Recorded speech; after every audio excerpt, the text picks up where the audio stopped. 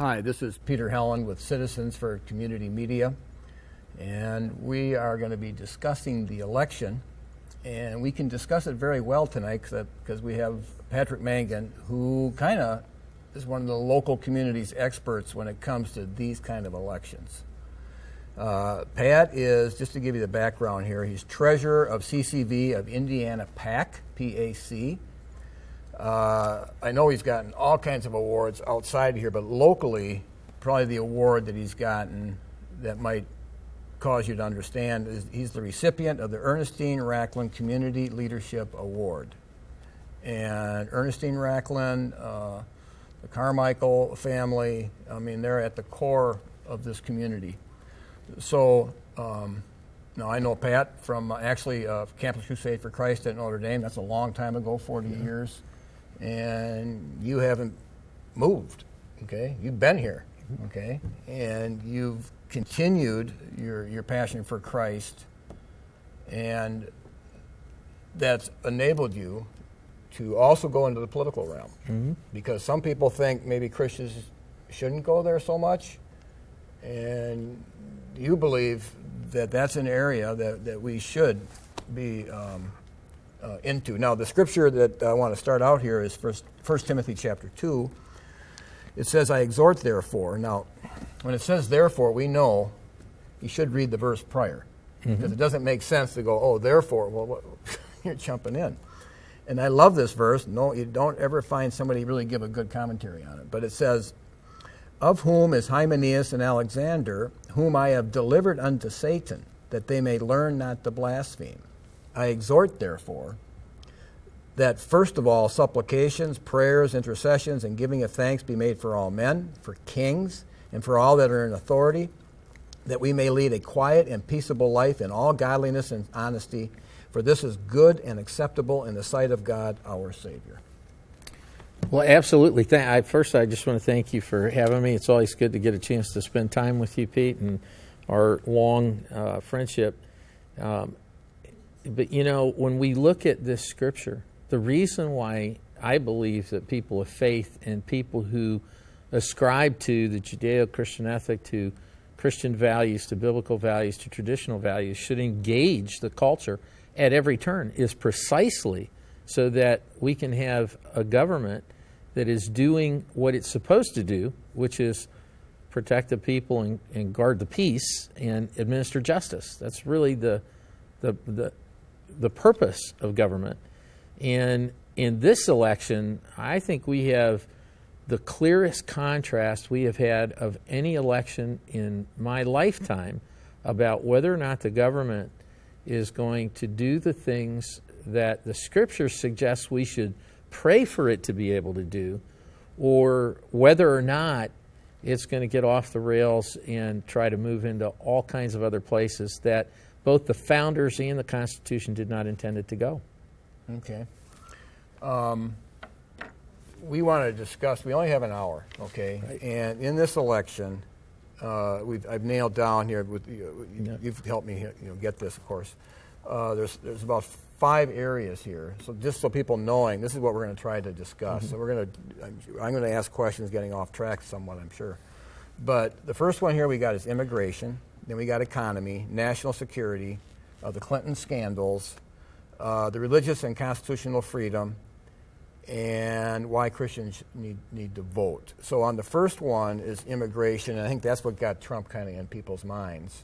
Well, you know, Trump, when he stood up and began to call it illegal immigration as a fundamental issue in our country, it resonated with people. And it didn't resonate with people because they don't like immigrants. All of us are, descendants of immigrants, legal immigrants. And there's something different about legal immigration versus illegal immigration. And the fundamental difference is this. When our ancestors came here, they might have fought each other when they got here because the home country was still, first in their minds. But what they were doing was coming here to be an American and to add to America, and they were thankful for the opportunity that America provided for them. So they loved America. They weren't coming here to take something away and take it away from the country, or to bring the old country here and reestablish it. Could I just interject?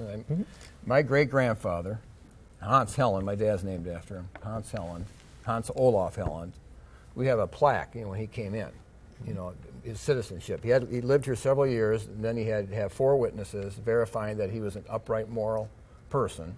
He had to renounce King Oscar in Norway, so he had to have a complete break, and then he had to make an oath to the Constitution with 4 people verifying his moral uprightness. I'm sure that was the standard procedure. And I think when we look at that, I have friends from all different backgrounds, and one of the things that is common to a lot of our stories is that the grandparents or the first family to get here from whatever the old country was, whether it was Germany or whether it was Ireland or whether it was Italy or wherever it was, they would tell the kids not to speak the native language from the old country. In fact, they forced them to learn English so that they could take full participation in the United States of America, because, of course, our national language is English. And we've seen the battles, come up over what language are we going to speak. Well, the United States has one language. It's English. That's what unifies us. It's okay that we try to accommodate others, but it's not a good thing to try to water down the culture of the United States of America by trying to have everybody try to assert their native heritage over the top of it. I mean, imagine if my Irish ancestors, stayed with Gaelic, and if the debates that took place between Tip O'Neill and Ronald Reagan were in Gaelic. I mean, it's silly to think that illegal immigration, people sneaking into the country illegally for a wide variety of reasons, but none of them are to make America better. I think, like right now they got the 100 Indian tribes meeting up there in North Dakota. They're contesting the pipeline coming in. And so you have this strong movement that wasn't there when I was in high school of the natives. The native Indians have a right to this land. And then you have the Mexicans claiming, well, that was originally ours. So there's this attack, and people are making claims that, hold it here, we're not really illegal, you're illegal. Well, I think one of the things we have to understand is that we see a difference. We've seen a difference between the leaders, particularly the conservative leaders, the more patriotic leaders, and leaders like President Obama, who seems to have had sort of an anger at America or hate America or its founding. And I think we have to choose. Either America was the greatest thing that's ever happened in the history of the world, or it's not. But I think one of the things you see is that many of the people have who are wanting to run America don't actually love America, don't actually love what the founders created, which we have all inherited, which is a great thing. I've been all around the world, and I have to tell you that with all of its faults and with all the mistakes we have made as a country, this is still the greatest country, on earth. And, when they, when it puts me in mind of another comment that was made at an earlier time by the Prime Minister of Great Britain, Churchill, when they said, don't you think there are a lot of problems with democracy? And he said, yes, it's the worst form of government on earth, except compared to all the rest. So I say to the critics of America, sure, you can say it's the worst, country on earth, except compared to all of the rest. The nobility that's come from this country has been incredible. Yes, there were struggles that took place, as there are at the founding of any nation. The establishment of all the boundaries of all the nations in the world is a history of the struggle of peoples. And something unique happened in the late 1700s in America, and we established a constitutional republic.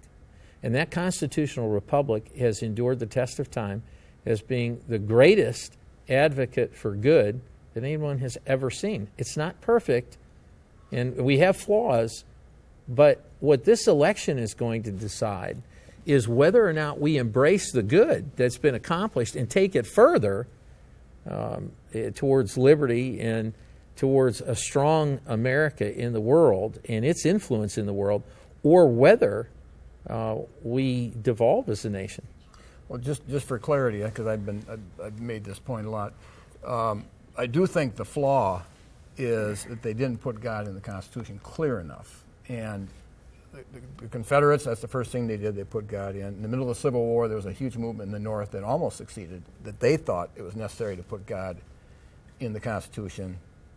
And that does affect this election, because most consciousness is, Trump's going to either get himself into office by the election or he's going to be voted in, and the God aspect, or Hillary's going to get in. But there also used to have a historical consciousness amongst Christians that God puts in who he wants. Now, if you go to extreme, we've talked about that, then you're leaving out man's efforts. Okay? But if you go just all man's efforts, are you not possibly leaving out the consciousness that God plays a huge role in who gets in?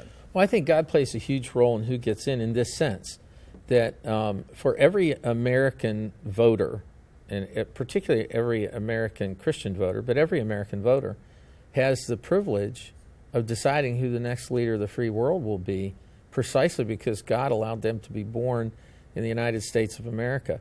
One of the things that I find troubling is when I hear Christians say things glibly like, God's in control, it doesn't matter.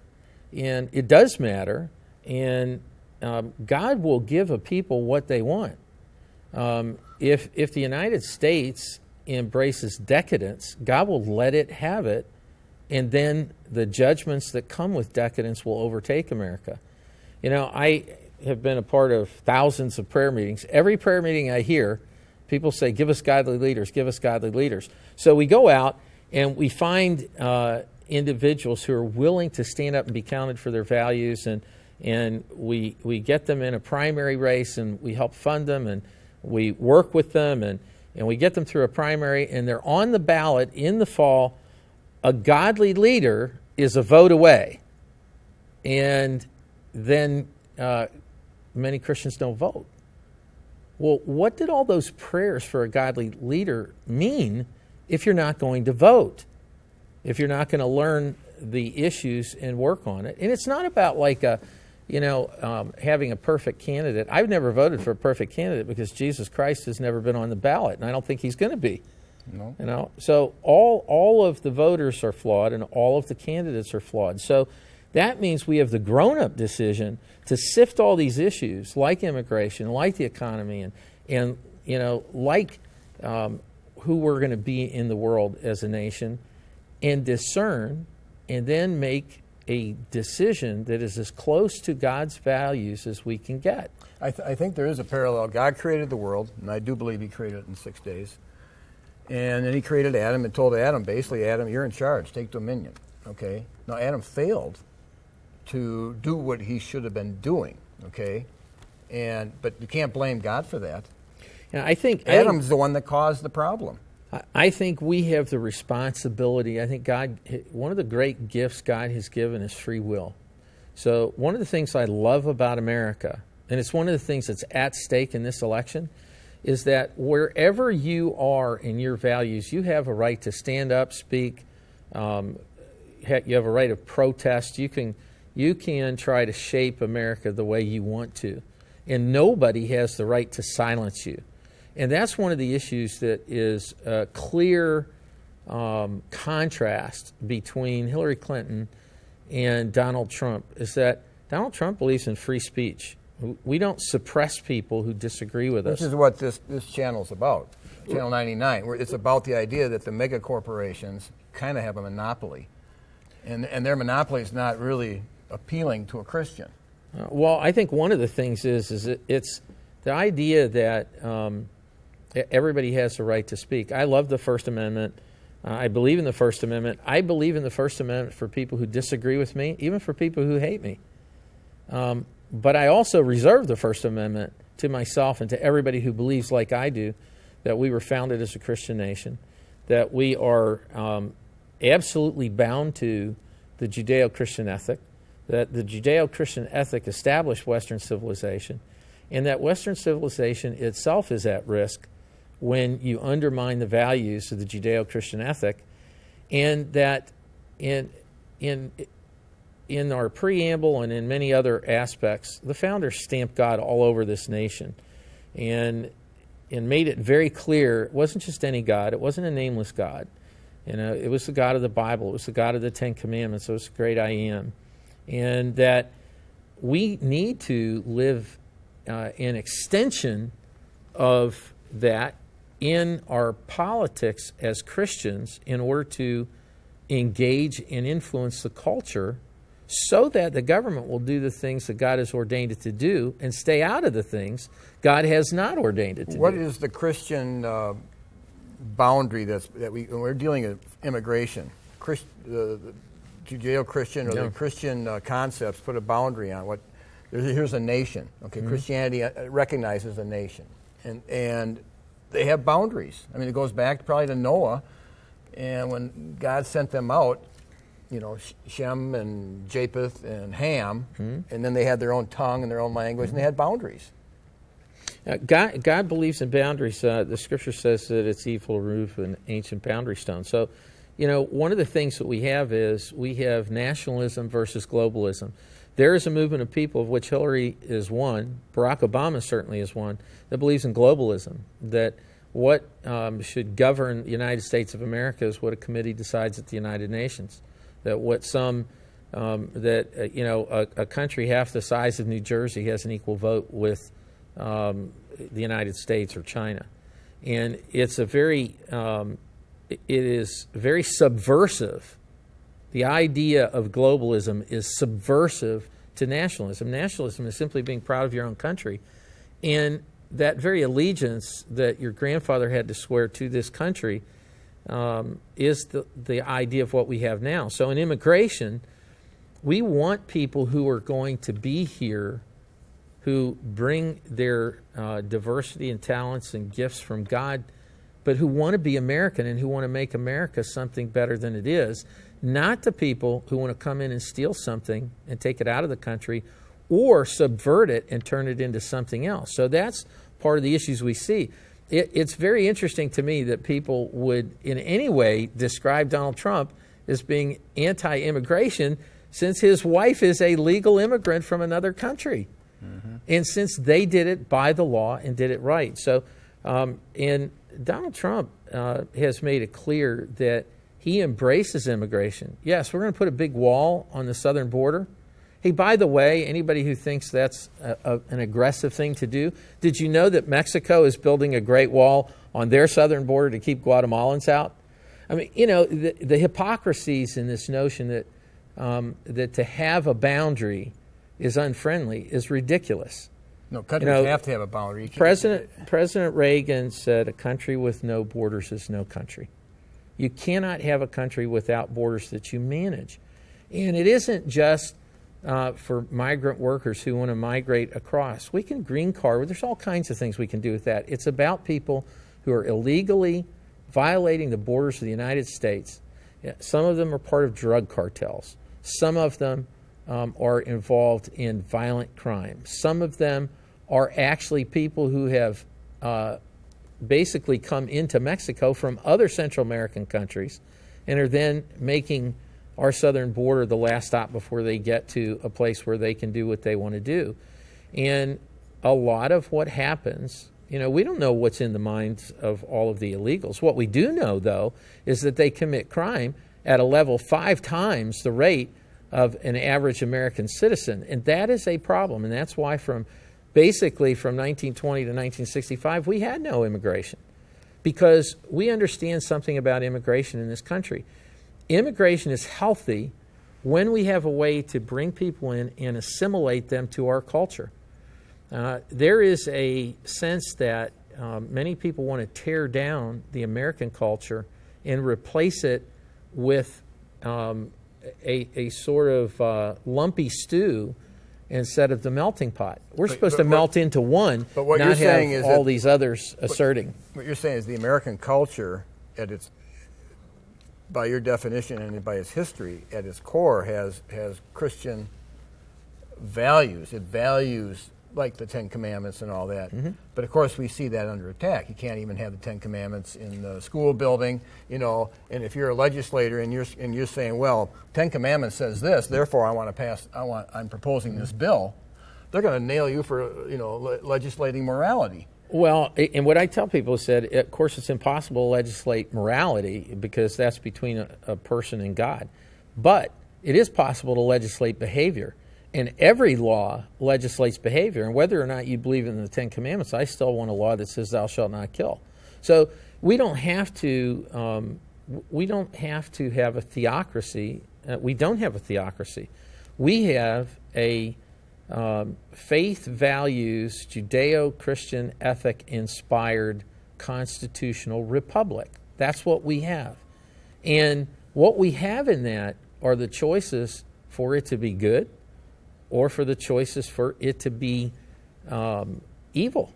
And we have one candidate, who wants to curtail abortion, who wants to put a replacement on the Supreme Court who is like the Justice Scalia that we just lost. And we have one who wants to go completely to the left and have somebody who is in a totally different, place. And I think, abortion is one of the great mistakes of America. There's 70 million dead babies whose innocent blood cries out. Yeah, because these people could be taking those jobs. Well, one of the things is that we have 94 million people out of work in this country, and that's a fact. 5% unemployment, 4.5% unemployment is an absolute lie. My professors at Notre Dame told me there's liars, damn liars, and statisticians. And we've had statisticians now, they don't like what the unemployment number is, up around 20, 25%, the real number. And everybody in this system knows that number, but they keep playing with this false number that if you stop looking after 6 months, you're no longer counted as part of the active labor force, but you're still out of work and your family's still struggling. And that's the disconnect between those who claim, wow, this is a great economy. No, it's not. It's one of the worst economies we've had, ever. And it's one of the ones that's had the slowest recovery in history, going all the way back, to the Great Depression. But we have, one of the reasons why this election is so important is we have a clear choice, and we have two competing narratives that are diametrically opposed to one another. We say America is great, and let's make it great again. Its founding was great. Its history is great, and let's make it great again. Another says, well, we don't think we really like the way America got started. We don't really think we like the way America is going now. And we don't think we want to take it further to the left and further away from its founding. We say, let's take it back to its founding, and let's have it honor God and honor people and be the bastion of freedom it's always been. Now we're moving into the next one, economy. And I think Indiana is the one that really pushed Trump over that he was a serious candidate. I mean, he beat, there was 17 other candidates on the Republican ticket or something like that, and Indiana, that election. And what happened was the Trump campaign contacted you, and you needed 40 workers, and you called me, and we got one of these hats. And we were out campaigning, and at the meeting, he met down at the Century Center, and we were VIP'd in, so we had front seat. But one of the big issues was Carrier, okay? That Carrier was moving back to Mexico, and Trump really focused in on that. And that is an issue of the economy. I mean, and the Carrier symbolizes a lot. Well, I grew up in a small manufacturing town, and I've been here for 40 years, and this was a manufacturing town when I got here. And we went from the transition when the factories were basically going to the Southwest and then going to Mexico for cheap labor. And the profound impact that has had on local communities all across this country, particularly in the Midwest and Northeast, has been diabolical. And, what was supposed to happen with free trade was it was supposed to open markets to us, but instead it sucked all the jobs out of America and put it in cheap labor places. That's NAFTA. And that's almost all of these free trade agreements. And one of the things that Donald Trump has said is he wants to negotiate these and no more trilateral and multilateral agreements. Let's have one-to-one. If you're fair with us, we'll be fair with you. If you're not fair with us, then we're not going to trade with you on the same bounds. What's been happening is our leaders have been selling out America in these foreign trade agreements, which they sign with great pomp and circumstance, only to have our companies leave. And here's the problem. This is a structural problem. We have the highest tax rate of the industrialized world for corporations. So what happens is that when these companies leave, they can save billions of dollars, hundreds of millions of dollars by moving to another country. And we're watching the jobs, the headquarters, the income leave America because the structure of taxing corporations so high is wrong. One of the things that Donald Trump wants to do is lower that corporate tax rate. He also wants to lower tax rates on all of Americans. And one of the things that's important about that is precisely the same thing that John F. Kennedy did and precisely the same thing that Ronald Reagan did that gave us 2 great times of economic growth. And that is a clear distinction between Hillary and Donald Trump, is that Hillary wants to tax and spend more, and Donald Trump wants to lower taxes. And we know this. When you lower the cost of doing business, more business is done, you create more revenue exponentially. The same thing we know is that all of these companies who have left America and who have left our home soil and left our people behind and left families struggling and small communities struggling because the tax base isn't there anymore. And then we watch a local, a county, a state, and a federal government argue about whose responsibility it is to accomplish things when the tax base is hollowed out. All of this is a specific outcome of bad trade agreements. And frankly, I would like to take, a businessman who parlayed $1 million into a multi-billion-dollar fortune with 500 companies, and I would rather put him in charge of the economy than a lifelong bureaucrat like Hillary Clinton, who knows nothing but tax and spend and increase the burden on businesses and on individuals that the government has become. What historically, like the Civil War had a lot to do with the tariff. I mean, so obviously governments use tariff, and that's to protect. And free trade, I think, has it doesn't go that way. But the purpose, you have a tariff, okay? So like the Chinese send in their stuff, and I probably bought some really good. I think I can probably name a couple things. I went to Harbor Freight and got, like a shovel for $9, and you go, wow, that's a nice shovel. But in the old days, they'd put a tariff on that. Okay, so yeah, China can make it real cheap, but they're not going to be able to sell it here cheap because there'll be a tariff, and that would be to protect our manufacturers. Well, it's more like this. It's that both Asian car producers and American car producers want to sell cars. So when we set up a trade agreement that says we're going to let you go ahead and sell your cars here in America because it's the number one consumption market and you want to have that consumer, then what we're going to require is that you don't underwrite the cost of those cars, make those cars cheaper for that private company, so to speak, so that they can outcompete us. And we want opening to your market without tariffs, without those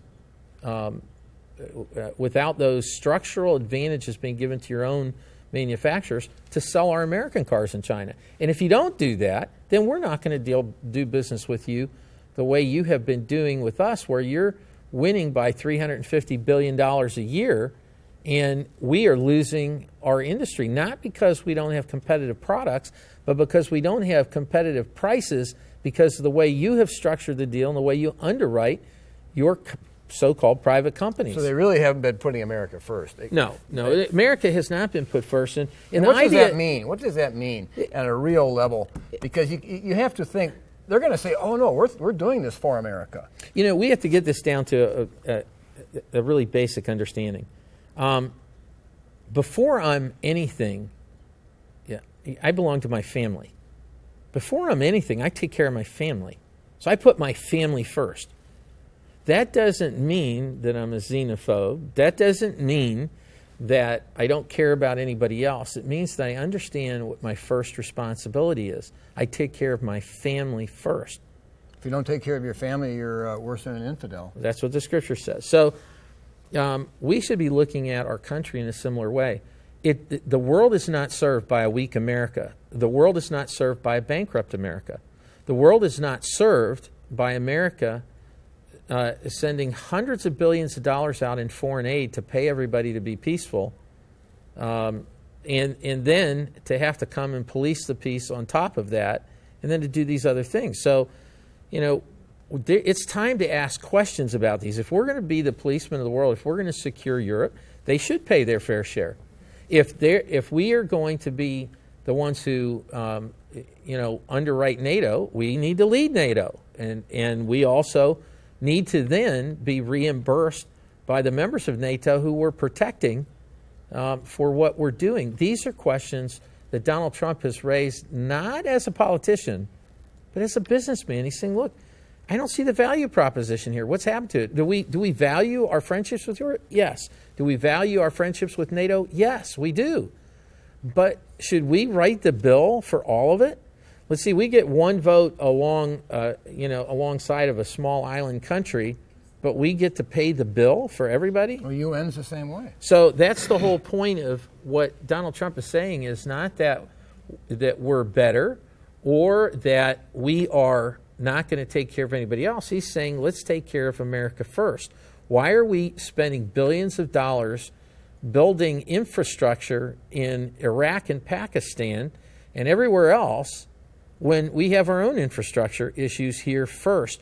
Why are we underwriting NATO while we're gutting our own military and going from 550,000 active military, and now we're going to probably get down to 345,000?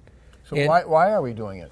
What's the justification for those that are doing it to us? Well, those who are doing it do not see America's place in the world as the right thing to do. We've seen our president undermine that for 8 years now, and no more apologies, but stand strong.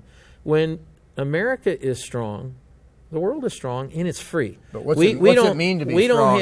Internally first, you would think. We need to be strong internally, don't we? Well, of course we need to be strong internally, and that's why the great wisdom that God imparted to the founders when they wrote our Constitution was to empower, through the Bill of Rights, a strong citizenry to keep the government as an extension of the citizens, not for the government to gain so much control that the citizens are merely pawns of the government. How much the average person, either probably about 50% of the people either work for the government in one way or another, or are getting benefits from the government.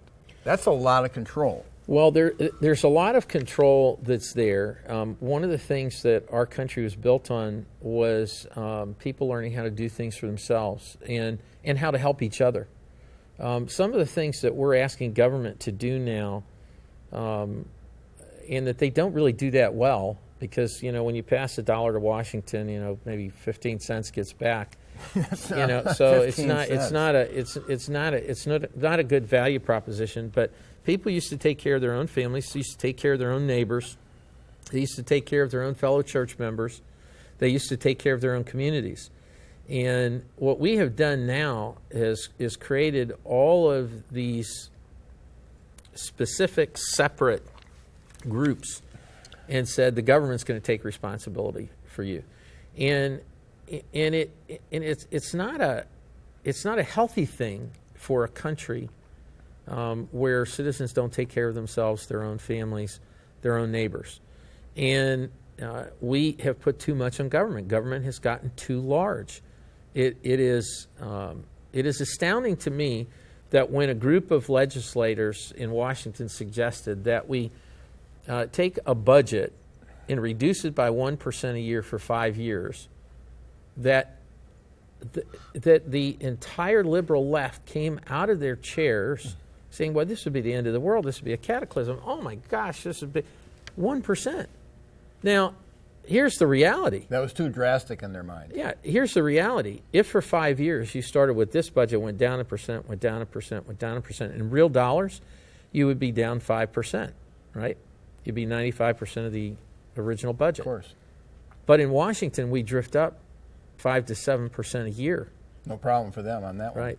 So you take that 5 years, it's not just the 5%, it's a 35% on top, which means that the 35% it would have grown that you take away, plus the 5% you actually reduced it, now you're saving 40% of your budget, and you're saving over $1 trillion a year. So the reality is that small changes can make a difference, but that it will take a very strong person to come to Washington and shake it loose out of the cold, dead fingers of the bureaucrats who are hanging on to all of our ill-gotten, and ill-spent tax money, taking away from hardworking Americans. And there's two different philosophies here. One philosophy is the government needs to get bigger and do even more. And one philosophy is that the government needs to get smaller, but it needs to get better at doing the things it's supposed to do. So in terms of keeping the peace and in terms of protecting us, we need to have a stronger military. We need to have a more empowered military. You know what I remember? I remember when the buildup that Ronald Reagan did in the military, what that meant to Michiana. What that meant was several large employers that many people worked at had jobs. Because when you invest in the military complex, what you're investing in is our manufacturing companies. And those manufacturing companies, like we're seeing now, that were originally created and grown up to produce the Hummer, are now producing other things that are transportation related. That's what happens when you have a strong manufacturing base. But when you cut manufacturing and when you lose manufacturing, both through defunding the military and by improper trade policies, you then gut the strength of local communities. I mean, it looks like the only thing we're going to have is military things, because if all the other companies can be lured away, obviously we have to make our own military stuff in a sense. So, but everything else can be lured away. But we got to go back to World War II and understand this. What made us able to do what we did in World War II is we manufactured all kinds of things. But instead of manufacturing a galvanized, tub, we started, those same companies switched over and started manufacturing airplanes. Right. And instead of manufacturing tractors, we started to make tanks. Well, Carrier could have been transformed into something military-wise. If you don't have the infrastructure there, and it takes generations to build these sometimes, it's very hard to be as agile as we need to be for the future. And the fundamental truth is that America is a place where you should be able to pursue your dreams. It is so hard to be a small business today in America because of all of the rules and all the taxes and Obamacare, which Donald Trump is not for, and Hillary wants to go a step further. Look, I remember fighting Hillary and Bill in the 90s when they wanted to do this big government thing, and it was scary then. There was one scandal after another then. There was one scandal after another back in Arkansas. There was one scandal after another with Hillary in Washington as Secretary of State. We find that 70% of Americans believe she's lying. 56% believe she ought to be put in jail. I mean, there was never a clearer choice between two candidates. This is, do you want the lifelong bureaucrat or do you want the successful businessman? Now, a lot of people think Donald Trump is dangerous, but dangerous because he's going to knock it down 1%, the funding. Dangerous because he's going to kind of clear up Washington. Washington, I know how it is there. I mean, people go there and they become millionaires. Look, the bigotry of the left is to call people who disagree with them dangerous. That's what they do. I mean, look. They did it with Governor Pence. Hillary immediately, when Trump voted for chose Pence, first thing she said, that how dangerous this guy is. Yeah, and by that she means how Christian he is, how biblical he is. And here's the thing, Hillary stood out and said, half of Trump supporters are this basket of deplorables, and she went on to basically demonstrate her soft bigotry towards at least 25 to 30% of the American people in one fell swoop. So that's why I say there are two different visions. She's not wanting to make America great again. She wants to go further with Barack Obama's transformation, which many of us don't recognize as our own country. What Donald Trump wants to do is make America great again by American standards. And that is that this is a place that is strong, it's growing, it's thriving, it has a strong economy. You know, one of the things that struck me was Phyllis Schlafly, who's often thought of as the founding mother of the pro-family movement in America. And she was going to come and speak at She was going to be our annual dinner speaker, and she is our Citizen of the Year award recipient. But she was one of the first Christian leaders to stand out and embrace Donald Trump. And when they said, well, why are you embracing Donald Trump? She said, he is the only one that is going to run who is going to be independent of the kingmakers in Washington. Now, she's been at this 50 years. I think she knows something. And she was saying that if you want somebody who's willing and who's strong enough to do what the voters want him to do, this is the guy. She went on to say that, you know, the issue of illegal immigration is the largest issue there because none of the other issues will matter if we lose our country. And she felt that a flood of illegal immigrants who were not here because they loved America, but they were here to get something, whether it was legally or illegally after they got here, and send it back. You know, that's a different model than all of the stories of immigration that go in our past and what our ancestors did. Look, when my ancestors got here, we spent 2 generations in the coal mines and we spent 2 generations in the factory. And I was the first one to get to college in 5 generations. And it was built on the hard work of immigrants who loved America and who paid their taxes and who volunteered and who gave blood and who helped. They made America better. And that was their vision.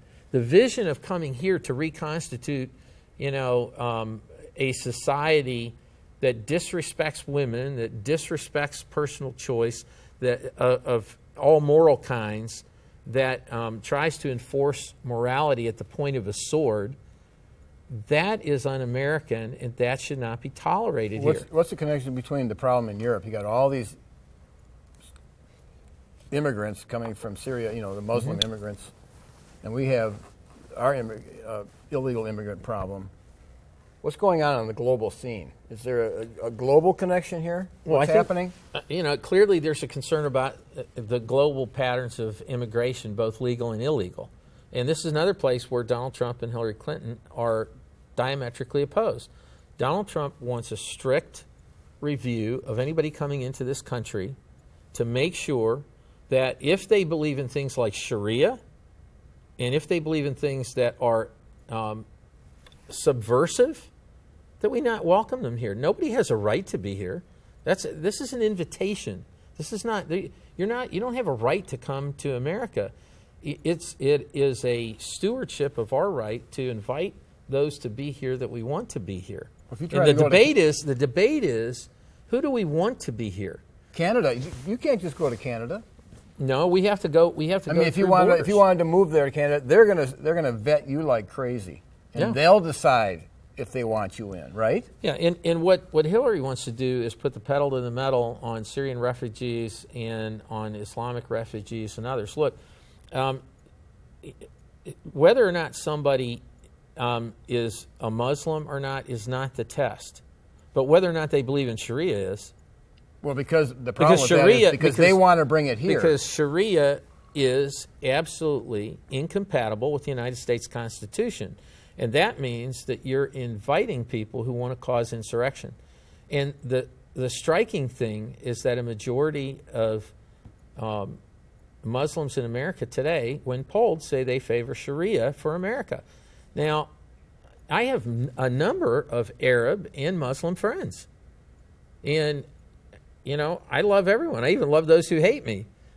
But I'm not going to embrace in immigration those who are coming here from the Mexican drug cartel. And I'm not going to embrace those who are coming from an Islamic view that everybody in America is an infidel, that we're the great Satan, and that that they should be allowed to break the law because we're all infidels after all, which comes straight out of the Quran, comes straight out of what is being taught in many of the mosques. So, we have to be common sense about this. That's why blue-collar people, hard-working class people, like the Reagan Democrats years ago, are like the Trump Democrats, the Trump blue-collar army, because they understand where the rubber meets the road.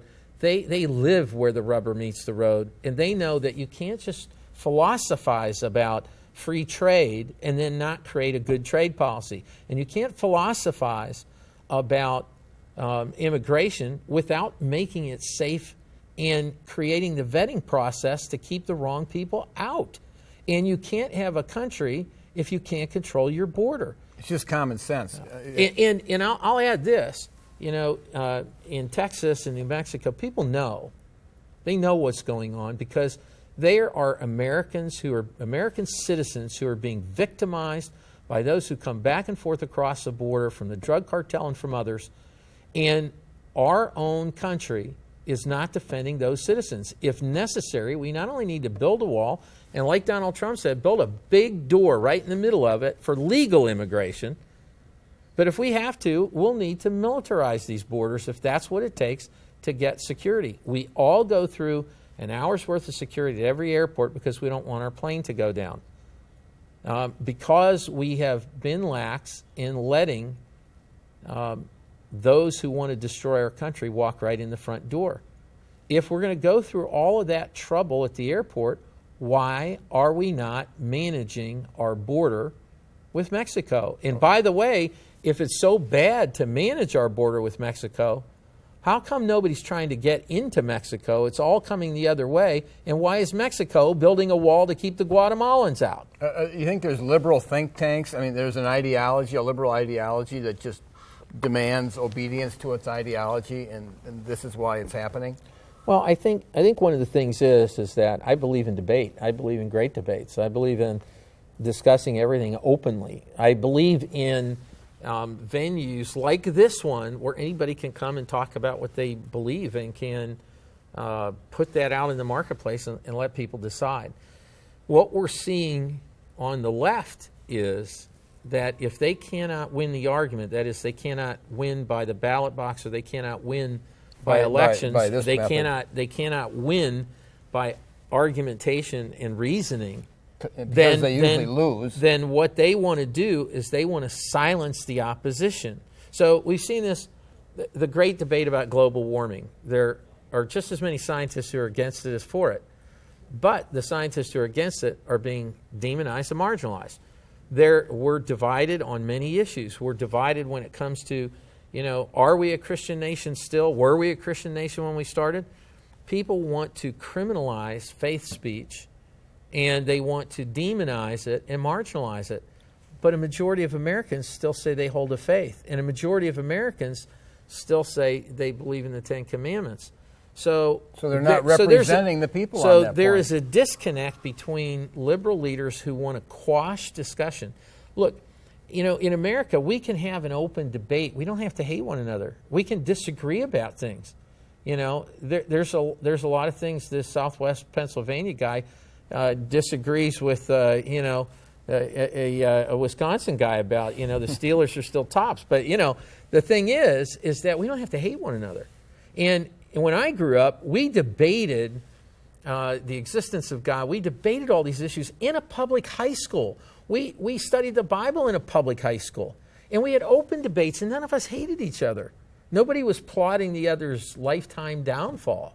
So, this idea that, somebody who stands up and has a different idea needs to be totally delegitimized and totally destroyed, like the left has tried to do with Donald Trump. It is giving great resistance and strength to the grassroots people in both parties, both Democrats and Republicans, who identify more with Donald Trump, who has become amazingly the blue-collar billionaire, than they do with entitlement Hillary. So, we're in this place. It's a very strange time. we have two very wealthy people from New York running, for the presidency, and they couldn't be more different. And their positions on religious freedom couldn't be more different. I'll give you one example.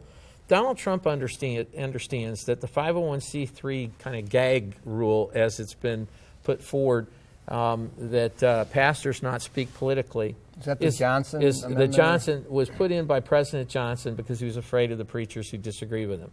And I'm also an ambassador with Alliance Defending Freedom. We have something called the Pulpit Project, where for years we have had pastors videotape, write a letter to the IRS, say, we're going to endorse a candidate in the pulpit, videotape that, send it to the IRS, and say, I dare you to come. You can't do it. And we want that case because we want to overturn it once and for all as unconstitutional. What Donald Trump has said is, I want to write that out. I want to pass legislation to repeal the Johnson Amendment. So he's saying, I want everybody to be able to talk freely. What Hillary is saying is quite different. She's saying religious principle has to give way. What does it have to give way to? Mm-hmm. It has to give way to her sense of political correctness. Not just hers, but the whole left's. Well, what's the left's? Canada, you can't speak against sodomy, right? The worst thing that you can do in this society is disagree. We are eliminating anybody who disagrees. So if we disagree... They don't want you. Like in here, the Democratic Party said we were doing something, said, well, these people, we don't want these people in our community. So I know how to, if you disagree, they don't want you here. Well, I'll give you an example. Donald Trump and Ted Cruz were pretty much the whole thing on the Republican side in this election. Ted Cruz said something very, very insightful when he launched his campaign. He said, the difference between the American people and the leadership of both parties in Washington, is much greater than the difference between the Democrats and Republicans in Washington. See, the people are saying to the Republican establishment and to the Democratic establishment, we don't agree with what you're doing. You're not listening. You haven't gotten it. We're not buying the lies. We know healthcare costs way more than it should. We know Obamacare is a shipwreck. We know hospitals are closing. We know we're losing doctors. We know we're losing choice. We know that's not working. We know that your unemployment figures are a lie. We know that there's 94 million of us out here without jobs. So we don't accept the blather that you're putting out. All of this,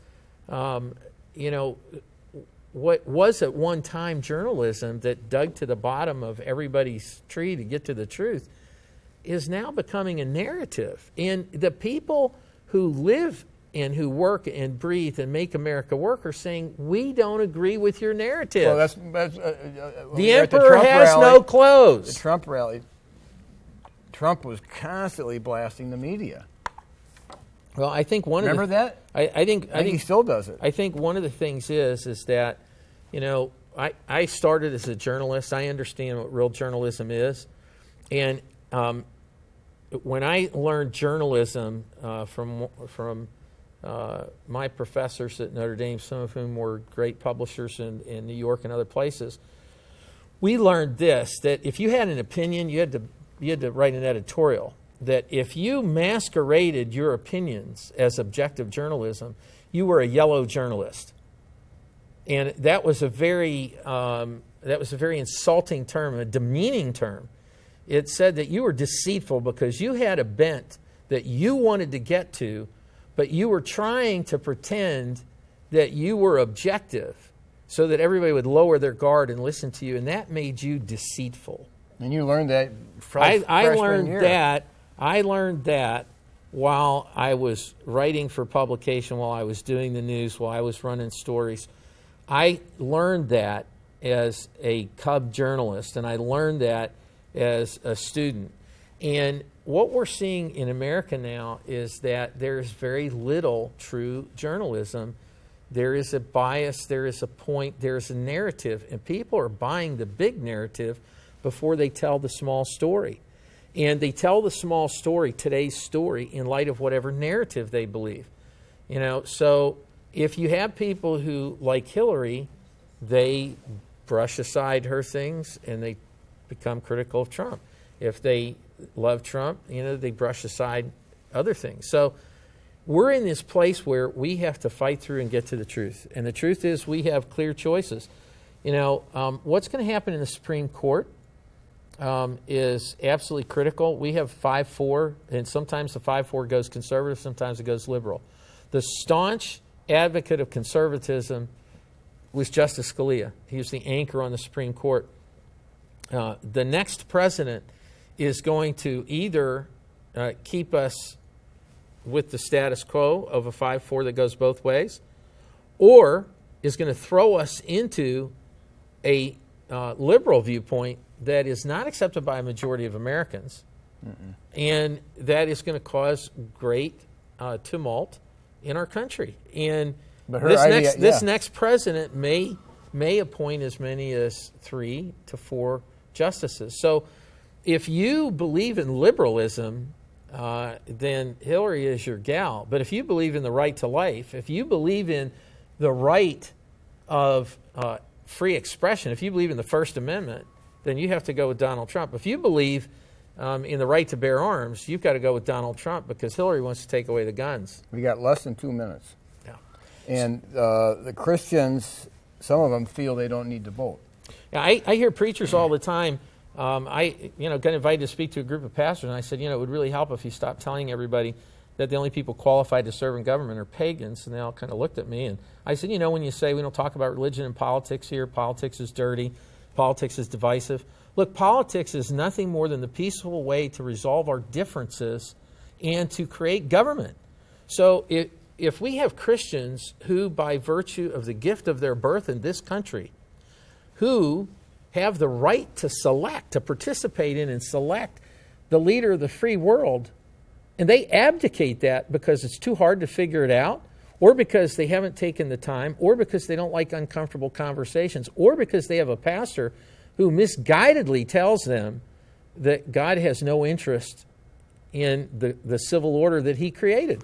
Well, yeah. I mean, you only have 30 seconds left. I'll leave you with this. My mother said the one thing you've got to help everybody understand, and she lives in Florida and was in the precinct that had the hanging chads, and she said this: every Christian, every pro-life, pro-family person who doesn't vote is a vote for Hillary. This is Citizens for Community Media. Hopefully this was been helpful. This is Patrick Mangan.